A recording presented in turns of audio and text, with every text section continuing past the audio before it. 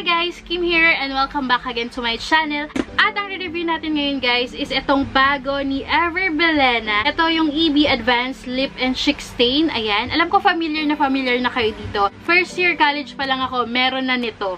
And yes guys, bago siya kasi bago din yung shade nila. Meron silang dalawang shade dito na nilabas guys. At ito yung Fresh Fig at saka Tipsy. Ayan. So, ito guys, yung dalawang shade na review natin ngayon. At oo nga pala, ang presyo pala nito is 165 pesos. At nabili ko siya guys sa Watson, sa SM San Lazaro. Ayun.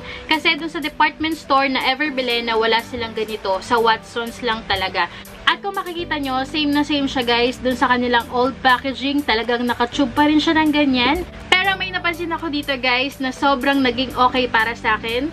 Binasa ko yung kanyang ingredients. Ayan. Wala na siyang paraben. Hindi ko sure kung yung red or yung plum na shade, meron pa rin paraben hanggang ngayon. Pero itong bago nila na shade, wala siyang paraben. Kaya okay na okay siya sa akin guys. Kaya sobrang natuwa talaga ako nung nabasa ko na wala siyang paraben sa kanyang ingredients. Tapos, meron ka ditong total of 20 ml. Ayan. So, bago tayo mag-start guys, isa-swatch ko muna siya dito sa kamay ko. So, unahin natin si Fresh Fig.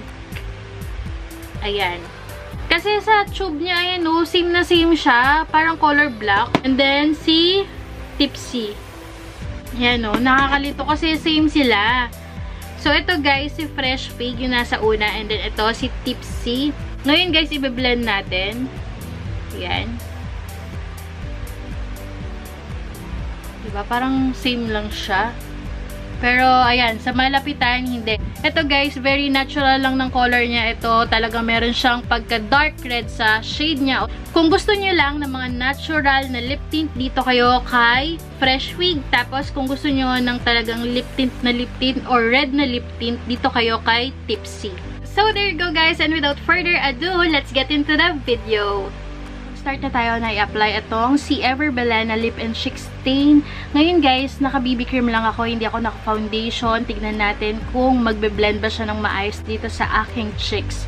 So, ang gagamitin ko pala sa cheeks ko is yung shade na Tipsy. Kasi yun guys, meron talaga siyang touch of red, kaya feeling ko mas okay siya sa cheeks. Maglalagay lang ako dito sa kamay ko. Konti lang. Yan, ganyan lang. Ooh.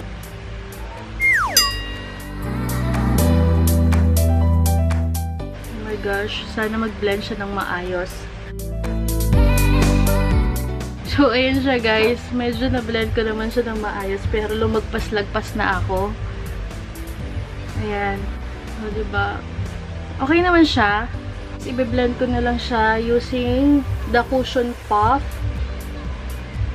So, there you go. At ito, yung shade na Tipsy. So, ang gagawin ko na lang, ito is Tipsy and then itong isa is Fresh Fig. Para makita talaga natin guys kung ano yung perfect sa cheeks. So, ito si Fresh Fig. Ito kasi medyo mild lang siya. Meron siyang pagka-mauve shade. Parang pares lang ah. Tingnan natin. Ito si Fresh Fig. Very mild lang niya. Hindi siya katulad ni Tipsy na meron pagka-red sa formula. Ito guys, very natural lang. Dito pa lang, kitang-kita ko na yung difference. At sa camera, kitang-kita nyo naman, di ba guys? Ito, medyo light. And then ito, may pagka-red siya. Okay na okay siya sa cheeks guys. Ayan o, very blendable. At saka sumasama talaga siya dun sa base. Kaya hindi nasisira yung base ko. Hindi rin siya namumuo. In fairness naman dito guys, sa lip tint na to. Nagustuhan ko talaga siya. So, mamaya, babalik ako. Tatapusin ko lang itong aking makeup. Dahil tapos na natin siyang iswatch dito sa cheeks ko, guys. Ngayon naman, iswatch natin siya sa lips. Unahin natin si Fresh Fig. Maglalagay lang din ako ulit dito, guys, sa kamay ko. And, idadab-dab ko lang siya sa lips ko. Ayan. Very natural lang talaga nito, ng shade na Fresh Fig. Ayan siya guys. Parang gusto ko siyang dagdagan dahil talagang super light lang nung shade. Dami na niyan guys, pinagpatong-patong ko na. Ayan Ayan guys, yung shade ni Fresh Fig.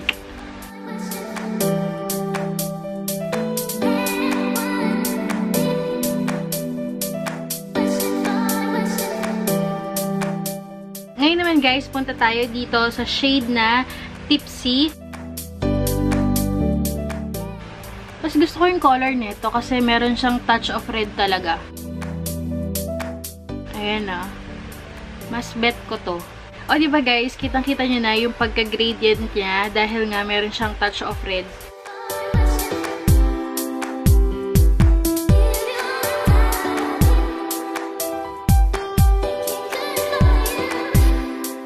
Ayan guys, update din sa lip tint. Kakalagay ko lang. Ayan. Kasi guys, kanina, ayan, nakagawa na ako ng isang video. Tapos ito yung ginamit ko na lip tint. Pero, bakit ganun? Isang video lang yun. Nagsalita lang ako ng almost 20 minutes. Pero, nag-fade kagad siya sa akin.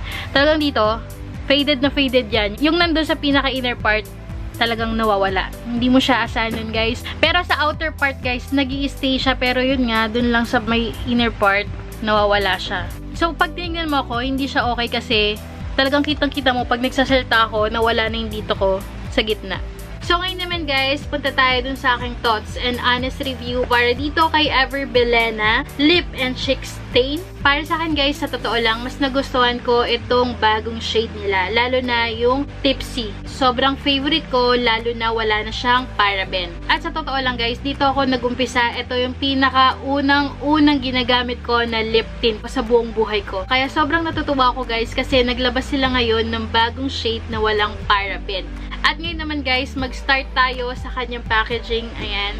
Sa packaging nila, talagang wala silang binago. Naka-tube pa rin ng ganyan. And then, ganito pa rin yung takip niya. And for the consistency ng lip tint na to, same lang din siya dun sa consistency ng mga dati nilang lip tint. Malapot at sticky pa rin yung consistency niya. And for the pigmentation naman guys, believe naman ako. Kasi mas pure at saka very pigmented nung kulay. And then for the scent naman niya, same na same lang din yung scent. Talagang lip tint na lip tint. Parang Jelly Ace yung amoy. Tapos, sa taste naman niya guys, ayun. Much better siya ngayon. Nag-improve siya guys. Kasi wala kang pait na matitikman. As in, wala. Tapos, nga pala guys, itong lip and cheek stain na to is very jelly ng formula niya. Tapos, kung tatanungin nyo ako kung moisturizing siya, yes guys. Dahil gel type yung formula niya, okay na okay siya guys. Very moisturizing niya, very smooth, very soft. Kahit na mag-dry siya sa lips mo, okay lang. Mapifeel mo pa rin yung pagka-moisturizing niya. And for the price naman niya na 165 pesos, para sa akin okay na rin. Pero siguro kung 145 pesos lang siya, mas magiging affordable siya para sa akin. Pero for 165 guys, ayun, worth it na rin siya. Tapos ngayon naman guys, punta tayo sa kanyang staying power. Ayun. Doon lang siya bumagsak para sa akin sa staying power. Maganda siya. Totally, maganda talaga tong lip tint na to. Maganda yung look niya sa lips. Maganda yung look niya sa aking cheeks. Sa cheeks guys, wala akong reklamo sa pagka-long lasting niya. Kasi nag-stay talaga siya ng matagal sa cheeks. Pero kapag sa lips, ayun, yun yung medyo bagsak para sa akin guys. Kasi nagsasalta pa nga lang ako, mga 25 minutes pa lang ako nagsasalta, pero natatanggal na yung nasa inner part. Tapos kitang-kita po pa yung pagkatanggal niya. Kaya yun yung parang hindi okay para sa akin. Tapos dito naman sa outer part, nag-i-stay siya. So parang hindi even yung pagkatanggal niya or pagka-fade niya sa lips mo. Tapos bumagsak din siya sa akin guys sa pagka-bleeding niya dahil nagbi-bleed tong lip tint na to. Kahit dito mo lang siya ilagay at hindi mo siya sa sobrahan dito, nagbi-bleed pa rin siya pag tumagal. Talagang makikita mo yung bleeding dito sa gilid ng lips mo. So guys, for my overall review para dito kay Lip and Cheek Stain, para sa akin, perfect siya sa mga estudyante dyan kasi kahit naman anong time, pwede kayong mag-retouch. Kung okay lang sa inyo ang mag-retouch, ayan, marirecommend ko sa inyo to. Pero kung gusto nyo ng mga lip tint na gusto nyo long-lasting, yung hindi na kayo magre-retouch, huwag nyo asahan to guys, hindi ko siya marirecommend sa inyo.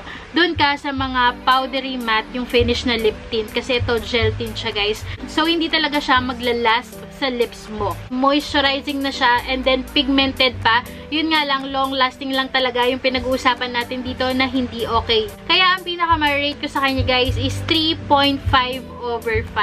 And that's it for today's video, guys. And thank you so much, guys, for watching. And don't forget to click the subscribe button below and like this video. Meron din ako Instagram and Twitter, guys. You can also follow me there para ayun, let's be friends.